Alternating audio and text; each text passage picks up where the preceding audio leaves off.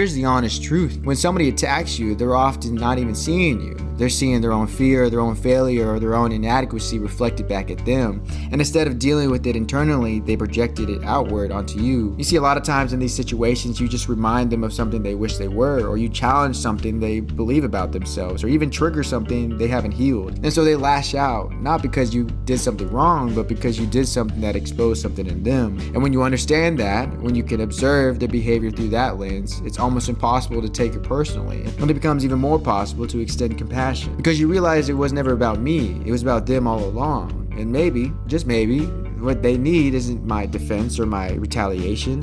What they need is someone to see past their anger and recognize their pain. You see, psychologists call this projection, when people unconsciously take their own unacceptable thoughts, feelings, and traits and attribute them to someone else. Like the person calling you arrogant is probably just somebody struggling with their own insecurity, or the person saying you've changed is probably somebody who's just uncomfortable with their own stagnation, or the person criticizing your choices is probably somebody who's wrestling with the regret of their own. And it's not always true. And when you can see that, when you can step back and observe the bigger picture, you can stop absorbing every comment, every critic, or every attack like it's a verdict on your worth. You start to see it for what it really is. It's a window into somebody else's inner world, someone who's actually hurting, or somebody who needs compassion and not condemnation. And when you start to see that, it changes how you respond. Instead of getting defensive, you get curious. Instead of retaliation, you create distance, not out of bitterness, but out of boundaries. Instead of arguing, you pray for them, because that's what Jesus did. Even on the cross, he looked at people crucifying him and said, "Father, forgive them, for they don't know what they're doing."